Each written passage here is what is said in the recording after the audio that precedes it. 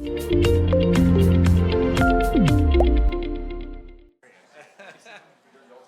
right, thank you. We're about to start, and I will hand the mic to Brendan to make the introduction for all the panelists. Beautiful. All right. Well, Thank you. come on in, folks. I'll give everyone a moment. Thanks for hanging in for the last panel of the day. Appreciate you sticking with us. Hopefully you're still awake and have coffee. I'll give it just a moment here to settle down. Let's give a round of applause as a final panel of the day.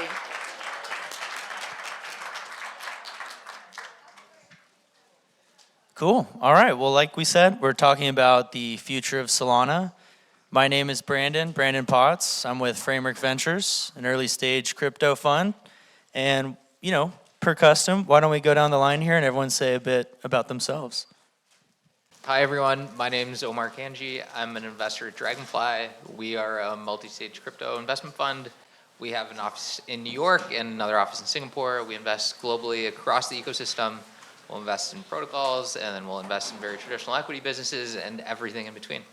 Nice to meet everyone, and nice to be here today. Hello, everyone. My name is Carl. I'm a partner at Six Man Ventures. We're an early-stage crypto fund that leads pre-seed, seed, and Series A crypto-focused deals across Solana and other ecosystems. I also graduated HBS in 2018, so it's great to be back here on campus. And hi, everyone. My name is Tal. I'm the head of product at Solana Labs.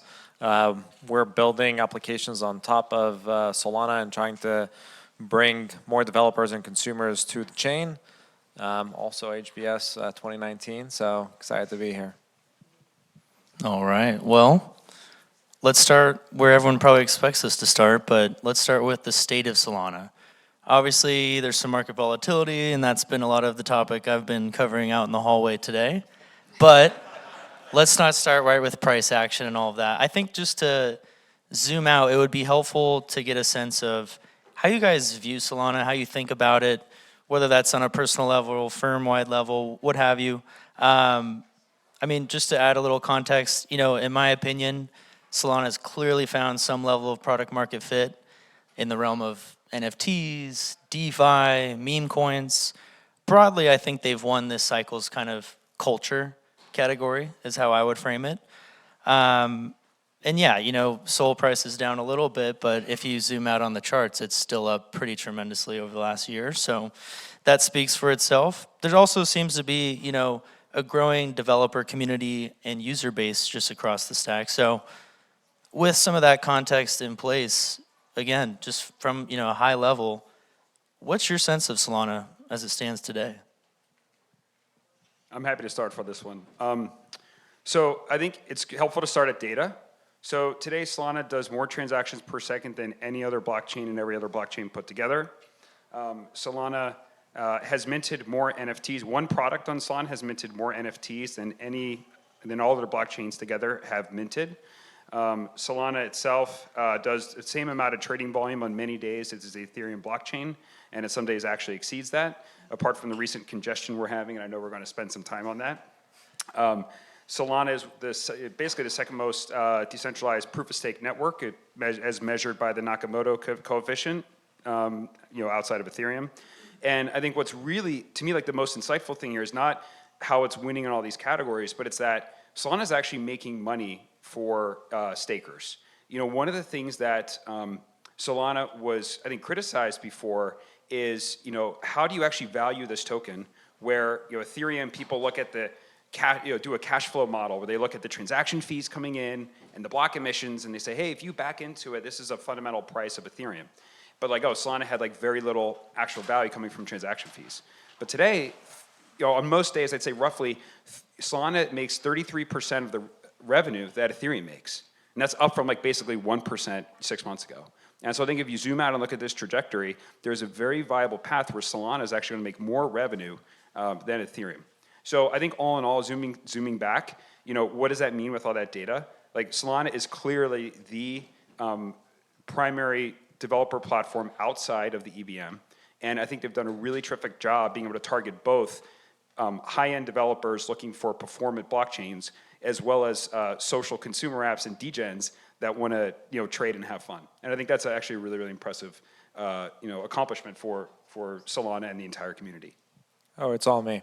I mean, I have a very biased view. The state of Solana, I think, as Carl mentioned, I think we do more transactions than all the other blockchains combined. But I think some of the other things that we haven't mentioned are actual use cases like DePIN, decentralized physical infrastructure networks. Solana is the only one that is actually able to support them, and we see a lot of other ones, a lot of projects in the DePIN space migrating to Solana or considering Solana as the first one where they're going to have to start on, just because of the type of applications and the type of user experience that you can create on Solana. And I think that over time we're going to see more and more things getting built on Solana just because of the attributes of the network, which is low cost and high throughput, which are essential to creating an amazing user experience. So for me, it's more than just DeFi, meme coins, NFTs. There is a variety of other ones. Games is another one that I think over time, I'm not seeing a clear winner in that space. I think others might say differently, but I think that there is definitely a lot more categories. I think Solana is on the verge of winning or is already won. And it will be interesting to see what the evolution is going to look like.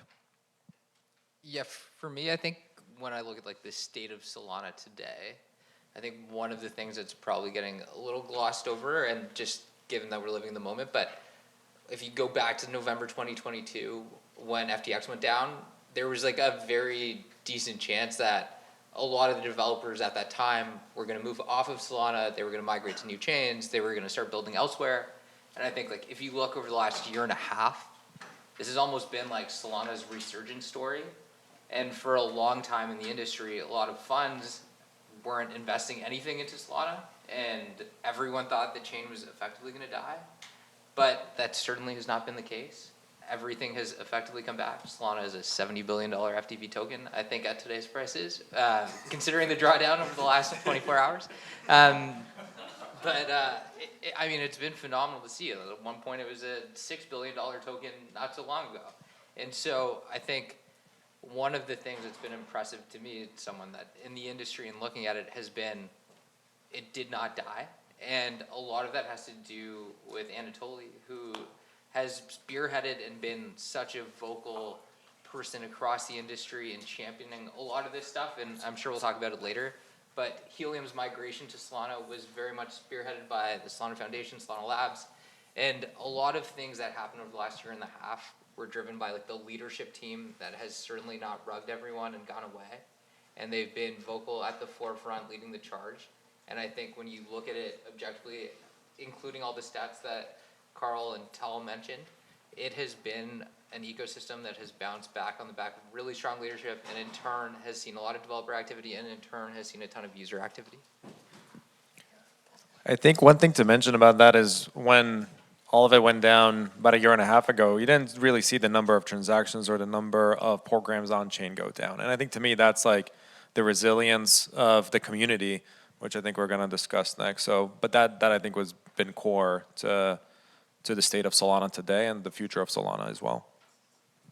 Just as a quick programming note, Tal is head of product, and I know there's a misspelling up there, but worth pointing out.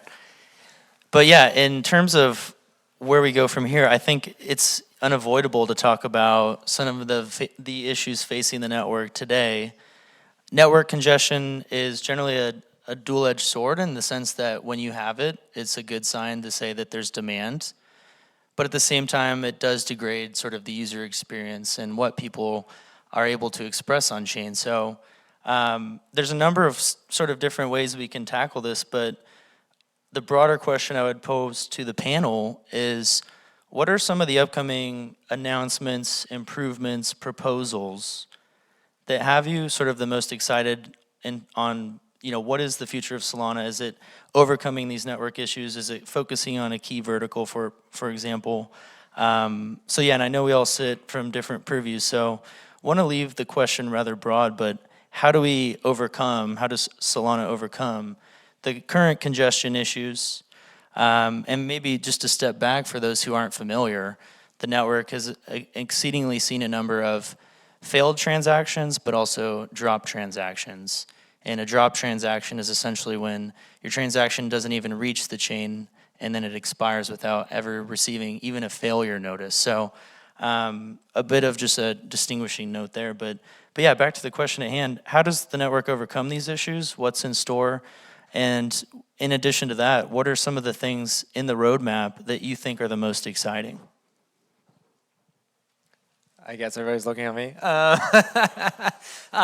Well, I think that the thing that we're all kind of looking forward to is Fire Dancer. So for you who don't know, Fire Dancer is a new client being developed by Jump Crypto, I think is still what we're going by. I don't know. They changed the name. But I think that that's what the idea is, that right now there is lack of supply of block space, right? I think that for a very long time, block space has been the issue. We thought we kind of solved it, but now it's actually pretty awesome that we haven't really solved it. And there is more demand for blocks for the block space than we're currently able to supply. So Fire Dancer right now, the projections that if we're talking right now, we're filling all of our blocks. We're talking about 3,000 transactions a second. Fire Dancer is supposed to get us to about 1.5 million transactions a second. So I think that's, for us, that will be very exciting because it means that there are a lot more transactions. We'll get to a place where we'll be able to be on the same level as the Visa network, the MasterCard network, actually fill all of those with those types of transactions. Visa, I think, does 65,000 a second. So there will be a lot of room for us to grow and expand and fill that block space with actual transactions. But that's a little bit longer term. Hopefully, they're currently on testnet, exploring all of this. I think there are other improvements that we're trying to do right now and optimizing what this means. I think, some of the things that people have done in the past just weren't mature enough in order to get transactions to the chain. If you use the single RPC, so in order to submit a transaction to the chain, you have to go through what's called an RPC. People relied on a single one. Some of them have used only public ones that usually get congested and get rate limited. So a lot of them are now trying to improve and optimize their infrastructure and actually mature it. It's like a load balancer in cloud infrastructure. So I think there's a lot more innovation, a lot more things that are being done in order to optimize this and make sure that there are no longer drop transactions or failed transactions. But it's the maturity of the network and getting to the point where we're already congested that people have to do it. And by the way, there's a really good podcast, the Lightspeed podcast. I think the Solana community has rallied around as one of the top places where Solana founders go to talk and exchange ideas. They actually dropped an episode within the past 2 days on the recent congestion issues and the plan ahead. So I think for the community, the TLDR is, in the next 1 to 2 weeks, maybe even days, but 1 to 2 weeks, there's going to be a patch rolling out that updates one of the networking packages within the network itself, and that's going to make it much more performant, and ideally just bring it back to the level of performance we were expecting before. So be on the lookout for that, and hopefully when you open up your wallet, you won't see congestion anymore. I think some of the other things that are really exciting, and Solana has a lot of really great design innovations. One of them is local fee markets. So today, let's say you have the EVM, we're all familiar with it, whether it's on the base layer or any L2. If there's, let's say, a very hot activity that's taking place, such as an NFT mint or a trading of a particular token or a particular item, what happens is all these transactions are put into a global mempool. And so if prices are very high for one particular asset or type of NFT that people are trading, that affects the price for the entire network. And so when Toli set out to say, hey, how do we design Solana? He said, basically, if we have a lot of trading on one, for example, token, we can't have that bring down the network. We need to be able to support multiple types of activities taking place simultaneously.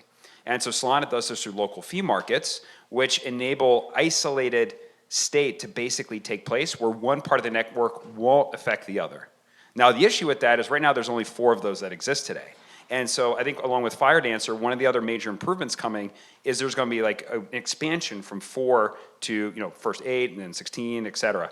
And what that's going to enable is now you can have an NFT mint, meme trading of the next, animal with hat that's taking place.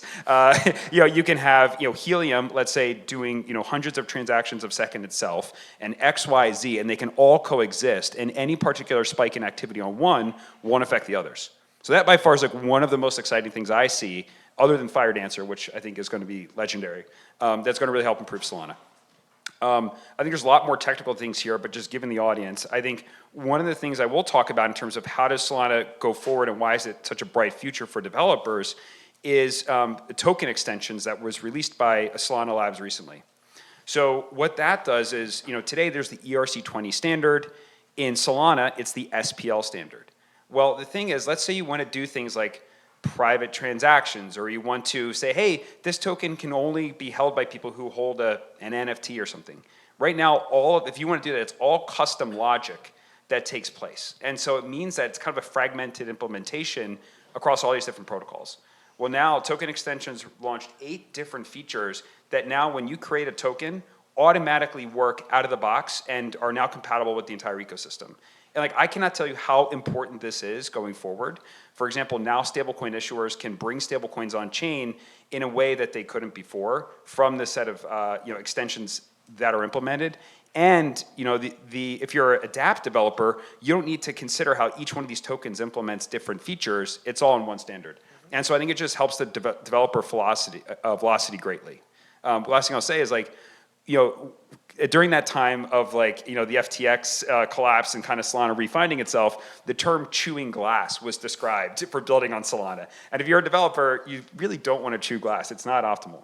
But I think things like token extensions actually make it much faster to develop on Solana because you have robust standards that you can use versus needing to roll your own stuff on other ecosystems. I think Carl covered everything, but but no, we're definitely excited by Fire Dancer. We're really excited by token extensions. I think one of the things that we're kind of waiting to see is what will developers use token extensions for. A lot of this is great from an infrastructure perspective. We're really excited by the applications that are going to be built using these token extensions and what end consumer use cases they enable.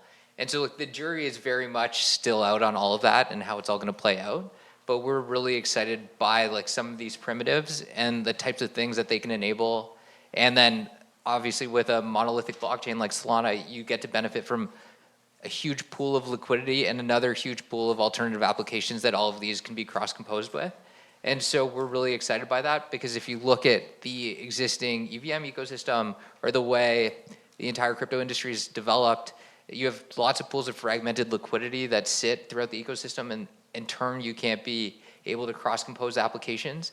And so for us, token extension is a great primitive because now it enables application developers to build really cool things on Solana that can then be used within other applications on Solana. And so you could theoretically mint a real-world asset, you could take whatever you minted and then borrow against it, all within the same ecosystem, while still having a public permissionless ecosystem as well. And so we're really excited to see what comes out of it.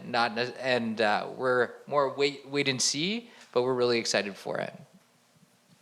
Yeah, going back to Carl, you mentioned chewing glass in terms of kind of the DevX is how I frame, that comment. But nowadays, the developer community frames it as surfing glass and only possible in Solana. And I would say generally folks were in their foxhole kind of after FTX, just taking shells and bombardment and FUD and what have you. But it seems now that, Solana developers have their confidence once again. And, whether that's due to protocols launching, tokens launching, net new verticals sort of, being stood up. Maybe it's due to prices going up, right? I'm sure there's a confluence of many of these things. But the question I'd like to tackle with you guys is just would love to double click into the developer community and some of the DevX considerations. And a lot of folks in the industry kind of compare and contrast it with EVM and Solidity and all of the sort of public goods that are in the broader Ethereum community. I guess to maybe start from that, benchmark or frame point, would love to just hear what are you seeing happening in the developer community? What are folks coalescing around, or how are they helping one another? What's, the rate of change? Not to pepper you with, tons of questions, but at the end of the day, would just be keen to get a read on what does the Solana developer community look and feel like to you guys right now? Yeah, I'm happy to kick it off. I think from like my seat, where we see lots of different companies raising across the Solana ecosystem, one of the things that's been fascinating to see has been like just the range of new applications that developers are going towards. And so I'm not sure how closely everyone follows the ecosystem, but there's a lot of high throughput, high performance financial applications that are now being built. Backpacks is a good example of like an exchange that's being built on Solana or leveraging Solana. Then Drift is a perpetuals protocol. And so you're starting to see things that typically didn't ever really exist on Solana, leverage trading, all kinds of different experiences that are now actually starting to be a thing. And then you also like look from a consumer angle, and I'm sure we'll talk about this more later, but there's a range of different stablecoin payments businesses that are now leveraging Solana as a backend for a consumer service that they're providing, which historically has never really happened. And it's, I mean, only possible on Solana is typically a meme, but some things like low dollar value consumer payments are literally not possible on Ethereum just given gas costs. And so it's been fascinating to see that people are tackling very specific corridors for consumer type payment products that leverage Solana. And then, I mean, deep in, but I'm sure we'll talk about that later, so. I think, so that was great. I think to add to that, just a couple of quick points. Like one is, I think everyone is really helpful. And I think if you go to any ecosystem, people would say that other developers are helpful. But I think that's especially true in, let's say, the alt networks, whether that's Solana or whether that's Near or any of these other alt networks, because there is a little bit of a mentality of us versus them. Right, Solana has been really beaten, really battered by the Ethereum ecosystem, and every time it continues to come back. But kind of like Solana has only now started to really earn high degrees of respect from many of the prominent Ethereum, let's say, figures. And so I think in Solana, when you have a developer saying, I want to build on Solana, people are almost overly enthusiastic to help because we want to grow this tribe in a good sense together, and we want to help make you successful because you being successful makes all of us successful. So like it's the exact opposite of zero sum. It's everyone is here working together. We realize the pie is so much greater, and so everyone's incentivized. So I think like unprecedented degrees of helpfulness I've seen, in particular in the Solana ecosystem. I think both Aptos and Sui also exhibit this behavior as well. But I think it's one thing that's really prevalent. I think second is like a true meritocracy in Solana. So right now with this congestion, there's two different ways on how it can be solved. I'm not going to go into the details, but basically like Toli has said publicly, I think this is how we should solve it. And there's other like very prominent Solana developers that are respected being like, actually, I think this way. And they're literally going on, actually, I think this podcast like next week to literally talk about it out loud. And what I love about that is it's based on the ideas rather than Toli is one of the founders of Solana, and therefore like we have to do what Toli says. And I just see really good engagement back and forth with the leadership versus I think in Ethereum, I just don't see many people publicly challenging Vitalik. And like I disagree with you here. I think it's kind of like there's this, and by the way, he's absolutely incredible. I just don't think there's the richness of how do we accomplish this in the public forum that I see to the same extent in the Solana forum. I think one other thing that kind of helped Solana over the last couple of years, I mean, it was launched in March 2020, right into the pandemic. And one of the things that the ecosystem, the way it kind of formed was through hacker houses. For those of you that haven't experienced it, Solana Foundation put, I think at this point, over 30 different hacker houses around the world that really created a sense of community in real life for all of these developers that could come and hang out and help each other develop these programs that are really hard to do on chain and get these new concepts. And also Solana Virtual Machine is a very different beast, and the programming language was Rust. It was also very different than Solidity. So it kind of allowed this community to kind of form in an organic way and really create these types of connections that otherwise, if it was kept virtual, wouldn't exist. So to me, this is something that is kind of magical about how Solana as a community is so strong that allows each other to to kind of grow in a way that just helping each other is super critical because of also the human-to-human connection rather than just the virtual. Yeah, I mean, and I would just reiterate that point that from my standpoint, it does feel that the Solana developer community has gone to that next level, or there has been this general step function up. And just as a data point on that, it was a dApp developer team that pointed out flaws in core code, right? And I think that once you stand up that sort of dynamic in an ecosystem, in a community, it's almost the equivalent of compounding interest in software development. And so to have just a wide array of characters with all sorts of incentives coordinating around the core protocol, but then how that interplays with all of the dApp development taking place as well, it's definitely been a material change from my standpoint as well. Well, we'd be remiss to at least not touch on user adoption, and I broadly characterize layer ones as kind of a two-sided marketplace between developers and end users. And so to shift gears, I mean, we've kind of touched on a few things already in terms of more stablecoin liquidity, payments, DPIN, AI, maybe gaming, maybe not. I'm kind of a contrarian on gaming on Solana, at least to date, but I remain optimistic. But yeah, I guess just to open it up to the panel, what are you seeing in terms of end user trends? What are folks generally doing? Or perhaps what verticals are you most excited about in terms of working with founders, building with founders in a particular area to get end users? So I think for consumer, there's a lot of different frameworks you can use. I find the easiest one to be that consumer products either need to make consumers money or they need to grow their social connections. And I think crypto is uniquely positioned because it does both of those highly effectively. And so I think there's been various different types of NFT communities. There's been meme coins, which have been, Solana has established itself as the premier place to trade meme coins. And people are getting both of these things together. They're actually growing real communities around these particular asset classes or ideas, and also like making money in the process, except for today. I think a lot of people lost money.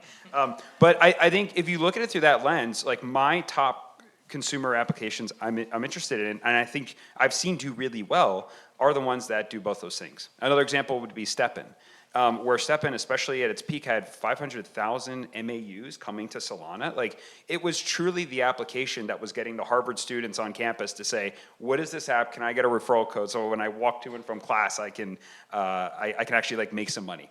And although there was things about the economics that I think could have been improved, fundamentally, it brought people in because it was social and it helped make people money. So with that framework, where am I most excited about? There's a couple key areas. One is a category I'm calling incentives. And I think STEPN fits in there, but there's other ways to improve upon that model that are more sustainable. One of the very simple examples is an application called Moonwalk on Solana.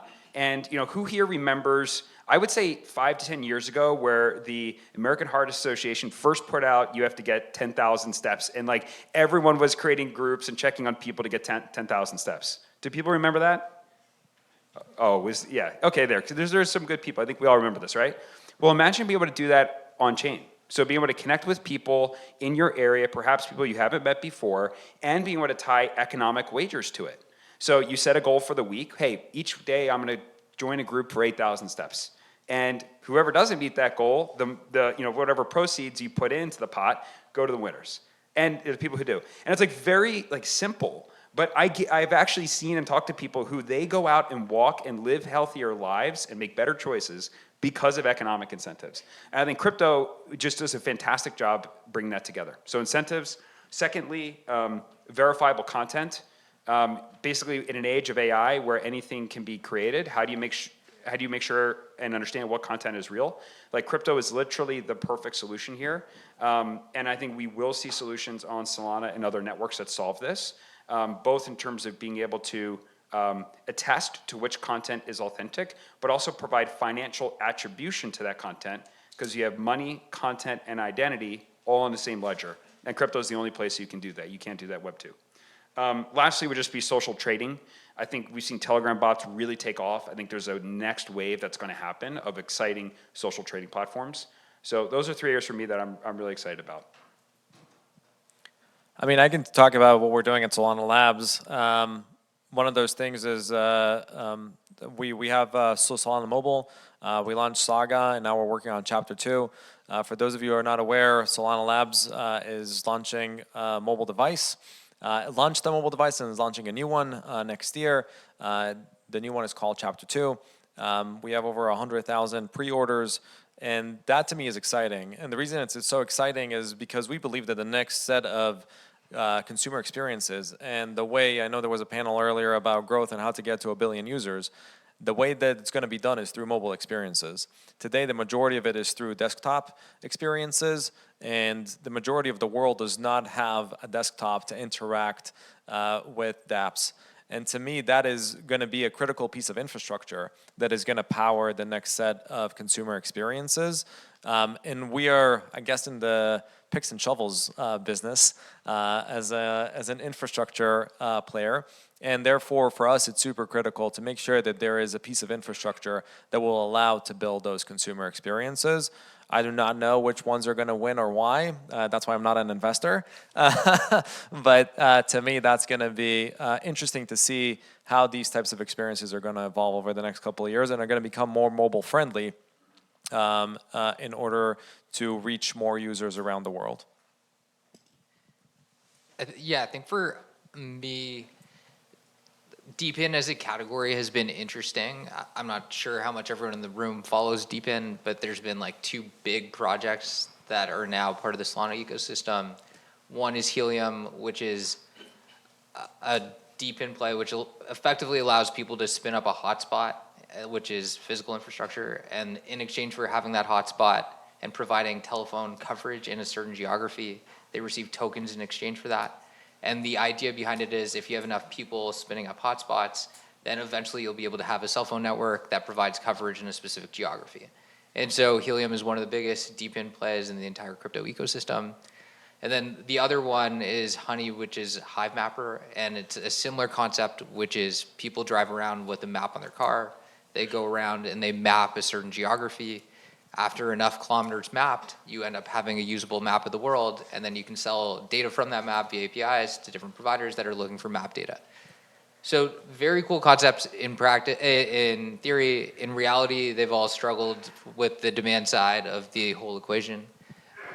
Today, I think it's probably fair to characterize Helium as something that's done really well, but has still had to fall back on traditional telephone infrastructure, and they resell T-Mobile as part of their broader coverage services. But it's like getting to the point where things look promising. I think Honey and Hive Mapper, a similar story, which is they've managed to map a decent portion of the world, but typically developed areas. But the demand side of that whole equation has certainly not shown to be a thing yet.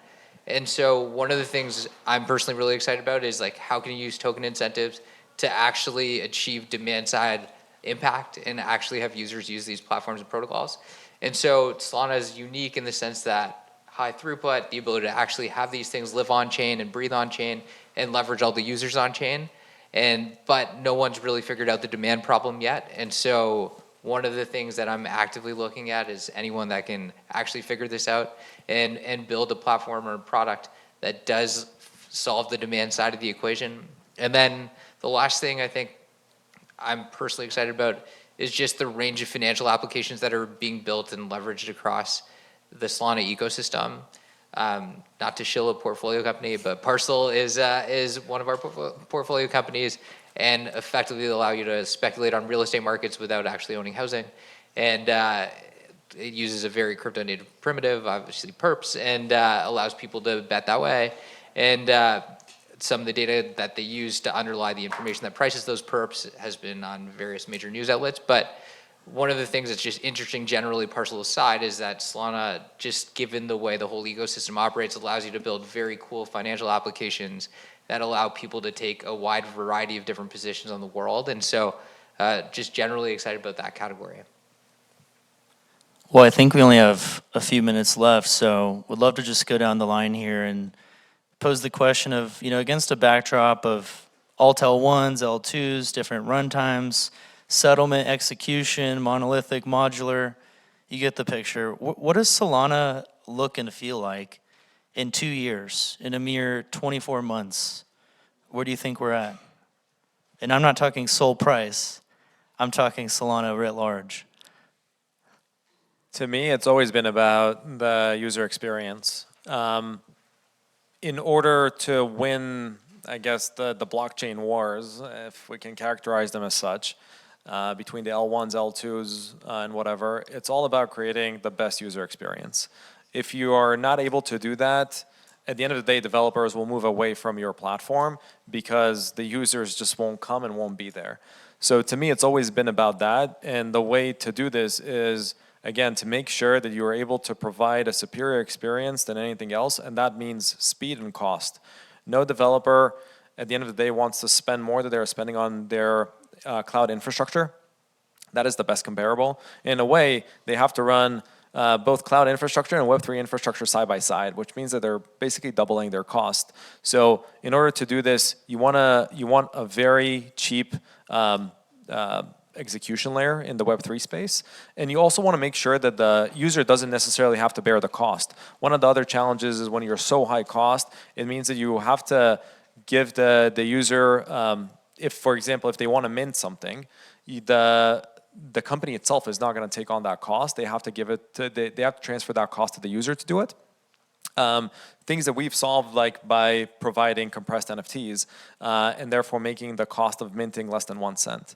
And that to me is like one of those evolutions that we have to keep innovating on. So for example, we're talking about tokens and token accounts. How do we make sure that they are compressed accounts so anybody can create a token account for meme coins or for whatever, or for virtual currencies in games, and make it so low cost that it makes sense for them to do this. And then the other thing is the speed and the throughput. Right, as we discussed earlier, kind of like Fire Dancer, bringing in the additional supply of block space to a point where it doesn't necessarily matter anymore, and making sure that transactions go through and don't fail or don't get dropped. And that's going to be critical for that user experience to continue evolving and being superior to other chains. When Toli set out, the initial vision for Solana was to be the NASDAQ on chain, and the first major use case on Solana was NFTs. After NFTs, people had a view of what would be next, and it actually did become DeFi. And then right now, it's dog with hat is one of the most popular applications on chain. So looking out 2 years, I have no idea what it's going to be. But what I do feel really confident in is that Solana is going to be the top L2 by trading volume. I think given where it is now and the fact that you're going to be able to have 1 million transactions per second, I just legitimately think there's going to be at very low prices. I think just there's going to be a massive selling point in every single sector around Solana as a core place if you want to build applications for mass scale. I don't see many viable paths outside of a network like Solana to go ahead and do that, at least ones that have been battle tested and proven over time. I do think we'll see a major payments provider using Solana for hundreds of billions of transaction value on chain. For example, Visa and Shopify today elected into partnerships with Solana to try different things. And those are unpaid partnerships, by the way. And as part of that, those are going to mature, and I think as long as the network continues to perform, they're going to scale those because it's going to help improve their business and help them reach new users. So, mass payments partner coming in for hundreds of billions of dollars. I think DePIN will continue to be the primary. Solana will be the primary place where DePIN occurs. There has been a selling point, and it will just continue to grow within that ecosystem. And I do think we're going to see a large growth in rewards and loyalty. I think the compressed NFTs, to put in perspective, you can mint 1 million NFTs for $110. I mean, it's literally absurd. Try to mint 1 million NFTs on any other network. It's infeasible. And so as part of that, NFTs as a mechanism for rewards and loyalty is going to be huge. There's a lot of teams already testing out in this space. So, beyond payments and DePIN, I think you'll also see major companies and brands starting to launch on Solana new rewards and loyalty programs. Yeah, if I were to take a guess as to what the next 24 months looks like, I think what Carl mentioned, dog with hat, I actually think it's a massive wealth effect for the entire ecosystem. And I think if you look at all the different airdrops that have happened in the entire ecosystem, there's all of a sudden a lot more money on Solana than there has been in quite some time. And what that ends up doing is it funnels money into different applications and different products. And because it funnels money into all of these different components of the ecosystem, it drives adoption and usage, which ends up becoming a self-fulfilling prophecy in a lot of senses in terms of success. And so I think what you will likely end up seeing is one of the Solana dexes, probably Orca, ends up being like the highest volume dex in the industry in the next couple of years, especially as people move away from ETH-L1. And then I think what you'll also likely end up seeing is that one of the perps protocols on Solana ends up being one of the highest volumes perps protocols in the entire industry. And then I think the payments part that Carl mentioned is probably like bang on. Like I've seen so many different businesses trying to work on different corridors. For instance, payments from the US to LATAM, or payments from Dubai to South Korea, or if you just generally around the world, people are working on all these different corridors. And then companies like Helio are effectively trying to be the Adyen, if anyone is familiar with traditional payments, for the entire ecosystem. And so all this infrastructure is being built, all these people are working on different corridors, and so it would not shock me in the slightest that somebody actually like has significant traction on the back of like actual real world use cases for payments. And so Solana ends up winning some major corridors around the world, and that continues to facilitate its success. Today, I think Solana has $3 billion in stables minted on it. That number will probably, if I had to guess, be like 10 billion in a couple of years. So those are probably all my guesses. Yeah, I mean, just to sum it up, I think that there's a healthy amount of experimentation, mind share, and there's clearly demand. And so I think that's sort of those are the raw ingredients, right? They're going to set up something exciting, I think, over the next 24 months. But in any case, thank you all for your time. That's all of our time. How about a warm round of applause for our panelists? Thank you. Thanks for sticking around. All right. Thank you very much. Thank you. We're going to do a picture at the front, and then we're going to wrapping up. So I really appreciate all of you come with us for the first day of the Harvard Blockchain Conference. We did a really good job, aren't we? And I really appreciate all my teams. I'm Victoria, the Vice President of the Harvard Blockchain Club, and representing the entire team. I really appreciate all of your support for today. And see you guys tomorrow. Oh, by the way, we're going to do the group photos at 6 p.m. at the outside. Thanks all.